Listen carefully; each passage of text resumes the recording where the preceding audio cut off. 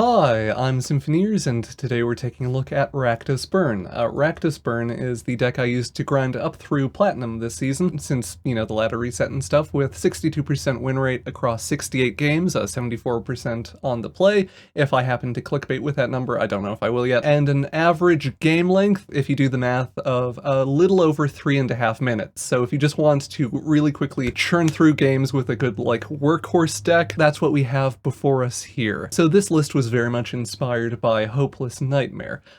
This is sort of a throwback to me, or for me anyway, to Vicious Rumors, which is one of my favorite cards from when I started playing Magic, just to carbon date when I started playing Arena. But it's an even better card, dealing more damage and giving you the remaining kind of enchantment that you can either sack yourself, and occasionally weird edicts or whatever will just destroy the enchantment anyway, and you'll get to scry basically for free. Really efficient, does some good work, and since we're going into black anyway, Urabrask raid. Well, this is not quite as outwardly aggressive as Kumano Faces Kakazan, which is much more typical for burn decks. This is nonetheless an important card in the list. It's very efficient, just like Kumano, but kind of everything else aside, it gains you life, which is actually important in the aggro matchup. It can make a difference, as well as I ended up winning a game versus Archfiend of the Dross because the life gain threw off the Archfiend's damage timings and stuff. They couldn't end the game before the Archfiend ended them, and yeah, the life gain on Urabrask raid, just thumbs up, very good. Most of the rest of the deck is a very standard mono-red burn shell with Kumano, a Swiftspear just to beat people to death. Monstrous Rage is the new pump spell that I've been very happy with from Wilds of Eldraine.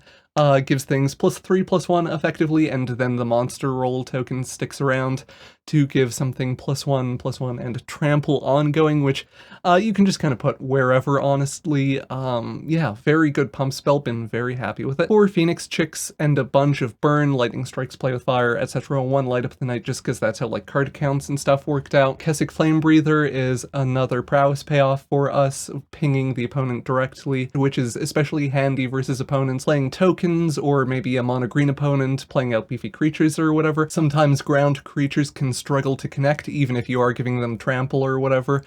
So having a threat that just directly hits face every time we cast spells, great. One of the most complicated and, debatable cards in the list is Lord Skitter's Blessing. It is a very polarized card. It is either very good or kind of non-functional in this deck.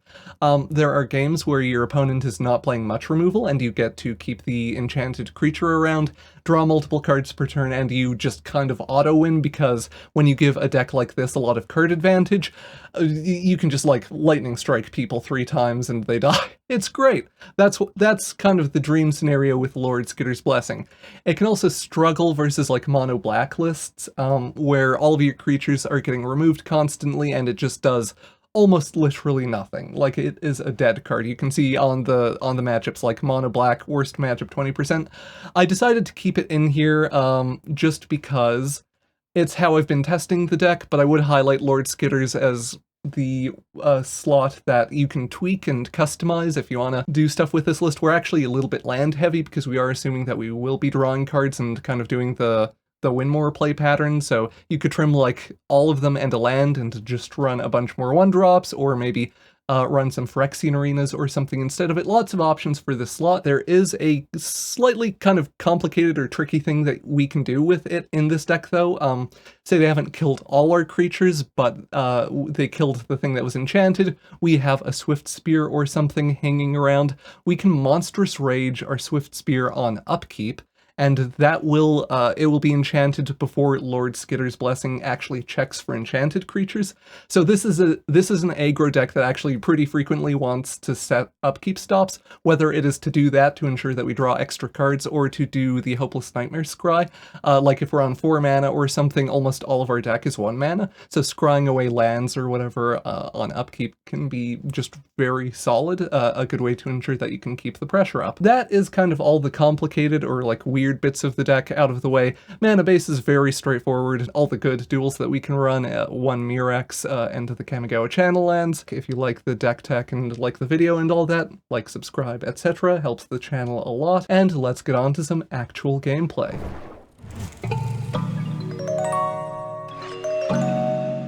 Ooh. Double Swiftspear hand, always good. Functional mana too, or like nice fast mana.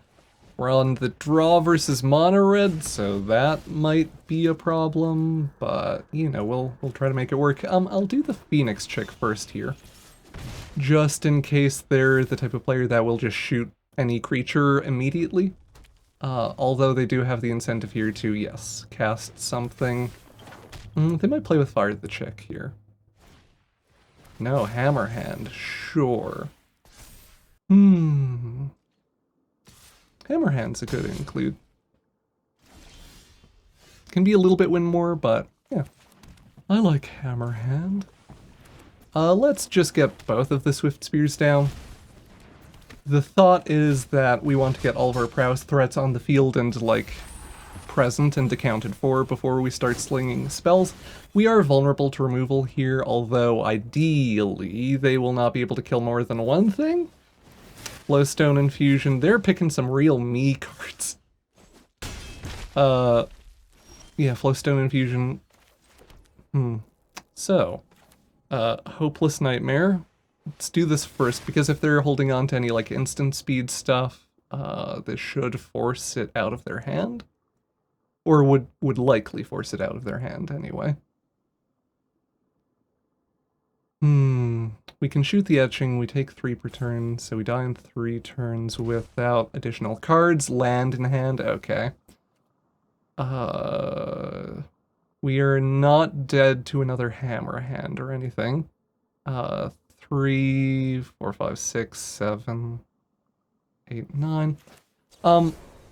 Yeah, I would like to... We can't really reliably punch through the Swiftspear with the Hammer Hand, even if we put the monster thing on. So we do take 1 off that, which is not ideal in a matchup this tight. Bing Bong. Do that stuff.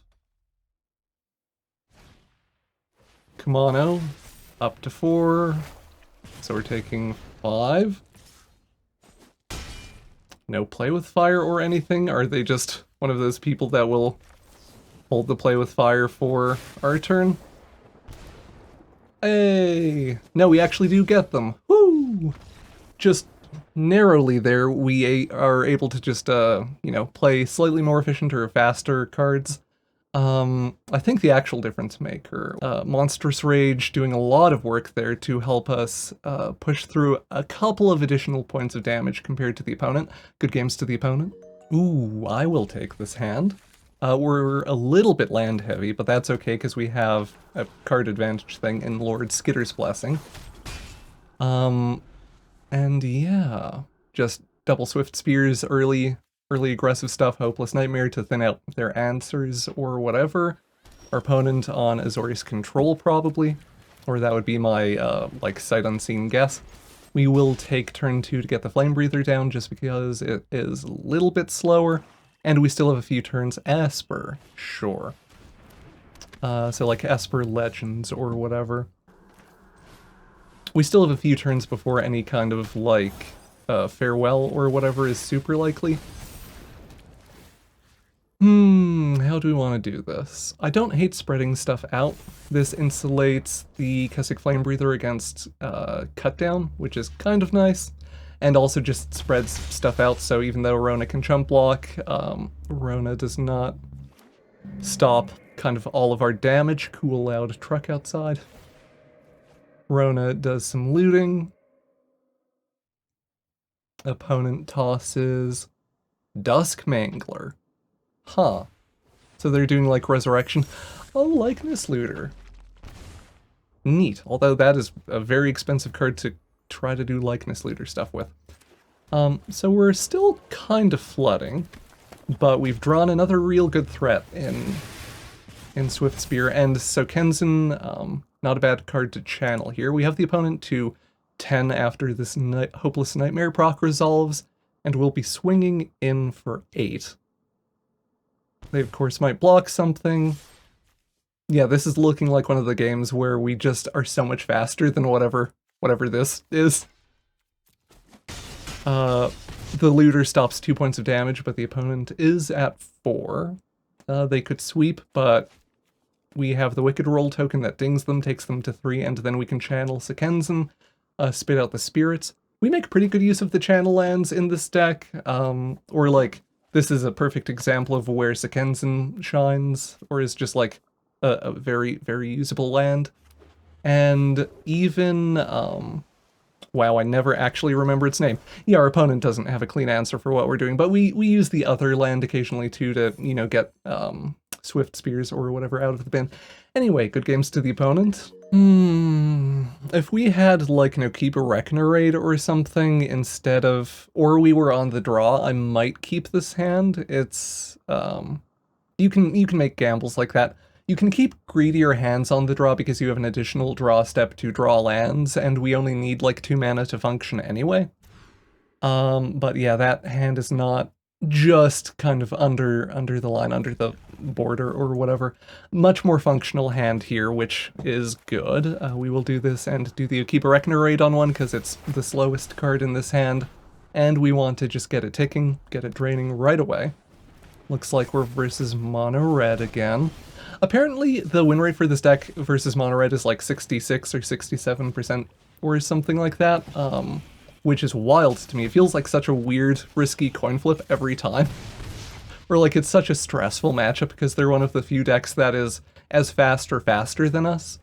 But yeah, apparently it's favorable. The Okiba Reckoner's raid, certainly something I would attribute with being a big difference maker, so glad we hit it. In this board state, localized entirely within this game, I think the Play with Fire and the Hopeless Nightmare are the way to go here. The Pain lands are really bad in this matchup, unfortunately. Or like, the difference maker can just be the Pain lands. I don't remember, we got mono red earlier. I think it was fairly close. Maybe I'm misremembering it. My brain is a sieve. But yeah, the Pain lands, just having 1 or 2 Pain lands can be the difference between life and death. We will block the Kumano there. We can play a more patient game, or like I'm not going to Lightning Strike the Swiftspear on our turn because they could just be holding instant speed interaction to do stuff. Urabrask. Wow. Kill the Swiftspear now that we know they are tapped out and can't cast a Play with Fire or whatever to make it big. We will get the Kessig Flamebreather down here so that we get additional value out of any burn we cast. Opponent at 8. We are dealing 6 damage to them next turn, although Urabrask is a much more powerful engine at this point.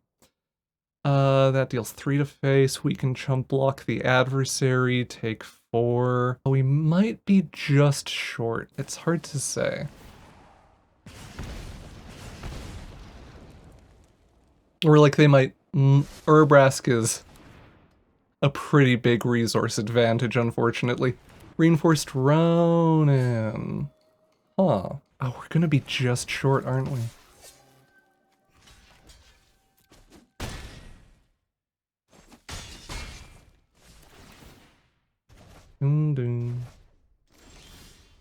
Do we have a way to...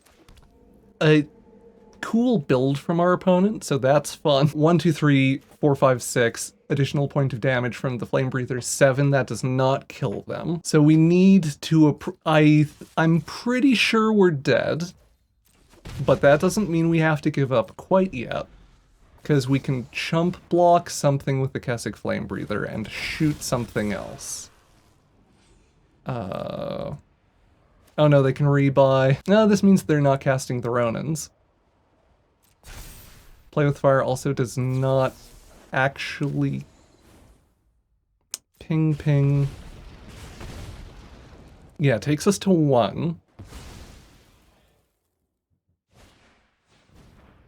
Oh no, right. Sorry, yes, with the Ronin we're dead here.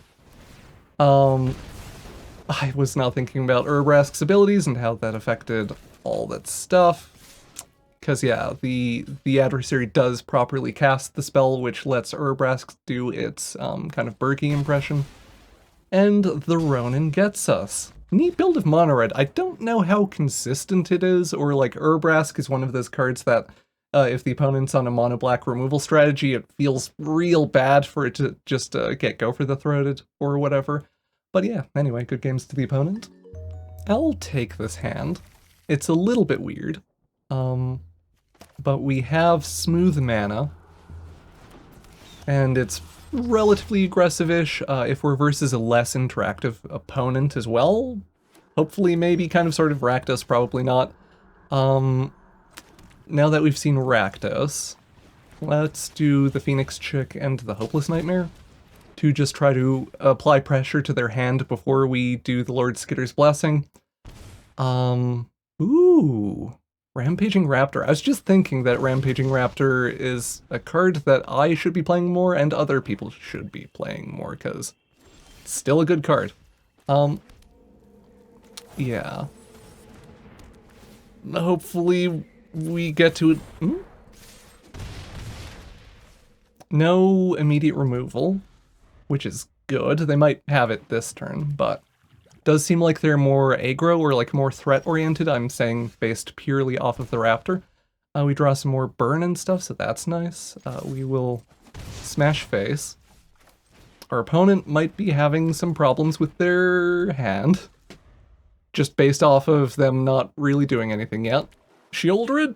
People will keep such bad hands that have Shieldred. Although, given that they didn't just slam it... Oh! Okay. Rakdos Sack. Or like Steel and Sack play pattern. Oh, the Knight. Yes. I forgot about the Knight. Yeah. That's fun.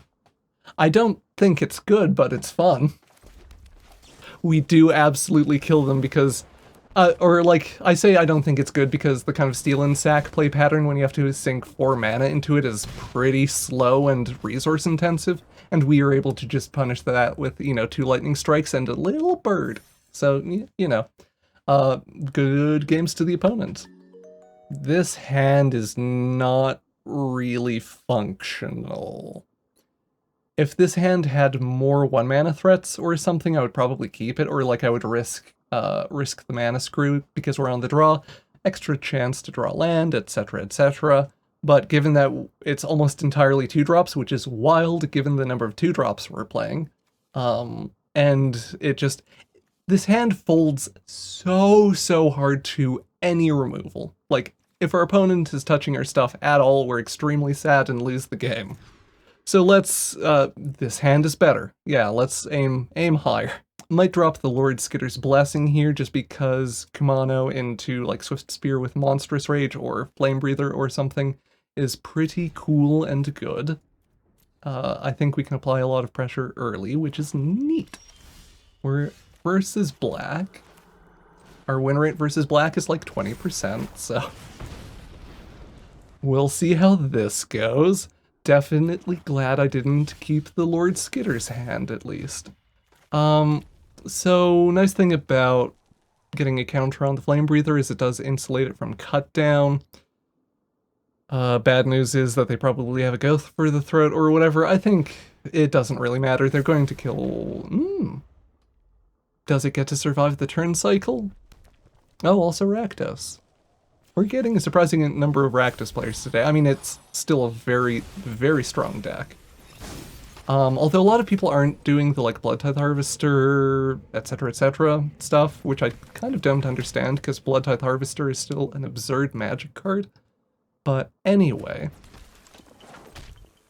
people never sequence their removal properly, so we'll do this and they will kill something, and we'll Monstrous Rage something that survives. Oh, that is not the move here. Let's do this on the etching, actually. Yeah, so we get to hit them for, what was that, 11? We take the opponent to 7, which is pretty good, although we are empty-handed, which is less good. Yeah. I've talked a couple times how I like expensive taste more than a lot of other like play your opponent's cards effects. I don't like casting expensive taste on curve, or I think I've killed multiple people who cast it on curve. So yeah, if we top deck any card, we get to kill them. Any actual magic card or like live magic card. Unfortunately, we draw a tapped land, so we can't even channel the Sekenzin, which is a little frustrating. The hope is, though, that, like, if they tap out for a Shieldred or something, we kill them with Sekenzin. If they play a Graveyard Trespasser, we kill them with Sekenzin. Sekenzin still produces lethal for us versus basically every card I can think of. Which is good, because we're flooding real hard. So we do this. We go honk honk, they block one thing, maybe they have a cut down or something, but that's still 2 points of damage going through, and they scoop. Good games to the opponent. Slow mana, but aside from that, pretty good. We can Monstrous Rage with the tap land onto, or like Phoenix Chick. I guess Phoenix Chick onto Monstrous Rage on 3, technically. Or Brain, am I saying the right? Whatever. Yeah. We have stuff to do with a slower rollout. Oh, never mind, we're just killing the Swiftspear, because letting them have a Swiftspear is pretty bad for our health. We'll do this while they're tapped out. Yeah, there's no reason to let them cast a spell with the Swiftspear. Ooh, okay. In this case, I was just going to do a Kessig Flamebreather. A Kessig Flamebreather with a Kumano counter on it is a really good blocker versus Mono Red because it cannot be killed just by a Play with Fire or whatever. Usually they have to 2-for-1 themselves to deal with it. So, yeah, either 2-for-1 themselves or it just generally makes all their stuff more awkward. Which is nice. You love to just make life hard for your opponent. Mechanized Warfare, I still don't like it in Mono Red. I've been experimenting with a different burn build that I might eventually do a video on that uses Mechanized Warfare, but it uses like Imidane and the new Virtue, because those cards make it much better in my opinion. It's super polarized versus us. Maybe we're supposed to do it on the Flamebreather. Sorry, I was just rambling about how much I dislike Mechanized Warfare, but we are a little bit soft to like a End the Festivities plus a Play with Fire or something like that, which is not what I would have done. Sure. Hit me. Hit me. The Mechanized Warfare does... Anyway, to finish out the Mechanized Warfare rambling, it makes matchups like this much better for our opponent, like mirror matchups and stuff, but it doesn't actually shore up weak matchups. I much prefer decks and kind of deck structure that is less polarized. Like, I would rather have a good matchup across several different matchups, rather than just, like, always win the mirror but fold really hard to mono black. 10 Sekenzin... What's the wording on you again? Red or artifact. They are spirit tokens. Yeah, so they don't get amped up by warfare, which is great. We'll just shoot face. Our opponent, rightfully concerned, because we do that, we have the flying chick, or we can just Hopeless Nightmare and kill them with Flamebreather pings. Yeah, we overkill them pretty hard that turn. Good games to the opponent. Little bit land heavy and creature light, which I don't love, but I don't think it's bad enough to mulligan, so we'll give it a shot. Hopefully they don't have a cut down. Or a Play with Fire. So, you know, send in the Swiftspear. Send in the clowns. I do like this, Omniscience, the, Talion. Talion? Talion. Kindly Lord Omniscience. Very pretty. Kind of wish the sleeves told you who the artist was. or had the little, like, when you hover, like, this information pop out that was like, hey, painted by, or created by this, that, or the other person. So we're versus red again. Let's just do this stuff. If we had a lightning strike or something in hand, I would maybe hold that up to kill the thing that catches the Kumano counter. Cause like taking out a adversary or a Feldon or something as it's played can be very solid in the mirror, or not the mirror, but like in aggressive matchups. But yeah, we don't have that, so we just use our mana and push damage and etc, etc. We draw a Swiftspear to catch our another, or like to do this, which is great. We'll Monstrous Rage the Swiftspear. We will attack them, and we will play with fire, and that's lethal, right? Yeah. Oh my god, our draws. Oh, there's always just something so nice about these decks, or like this is one reason why I enjoy playing aggro decks, just the like goofy kill people on turn 3 hands. Yeah, good games to the opponent. I'll take this hand. We would like to sequence Kumano on 1. I don't think we really need to optimize that much around the Flamebreather here, or like rush it out on 2. Oh, if we're versus blue, mono blue can struggle with us just landing a lot of early threats. Not always. I don't think the mono blue matchup is especially good. I don't actually know offhand. Maybe I'm supposed to attack first to get a Fading Hope out of them in case they have a Spell Pierce. I'm trying to pull up on Untapped. Oh, 75%. That's, although it's only 3-1, so yeah. Better than I thought it was. Oh, not mono blue. Azorius. This is the type of game where we might be able to just kill them. We will do the Swiftspear here and do a Lord Skitter's Blessing. This might get a Quench or something. Or a Bring the Ending, sure. Does that mean they're on Poison? I don't know why people are still playing Poison. Just as a kind of side note, or like... in Plat, anyway, there were so many people jamming outdated Poison decks, and it's just like, this is why you're in Plat, just play anything else. Poison is not a good deck. I don't know that we need to commit more onto the board.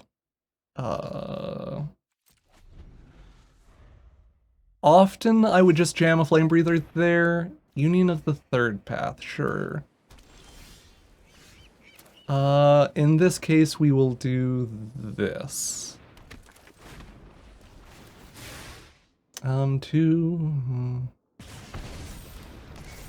Was me being a coward about a sweeper actually relevant? Yeah, if we have the other... oh, I hate that. If we have the other Flamebreather down, we kill them that turn. Experimental Augury, sure, they made their land drop, right? So they can't cast a Shatter the Sky or whatever, the 4-mana sweeper. They can do another Union or something. We will drain them for one. They do not have whatever they need to do stuff there. Already climbing through Diamond with this list. Good games to the opponent. Oh, we won a lot of games, huh? I kept doing another game and another game just to like get a loss and get a better mix of things, but we just kept winning. Oh no! I hope you enjoyed the video. I was very pleased with the performance today. Hope I could probably hit Mythic with this deck. I might do a little bit more grinding outside of recordings and stuff. But yeah, very, very solid, very quick games list. If you enjoyed the video, like, subscribe, etc. Once again, thank you again for watching. I hope you have a wonderful day. Bye-bye. Thank you for watching the video, and an extra big thank you to the Patreon patrons and YouTube members that help make these videos possible. Hope you have a wonderful day. Bye-bye.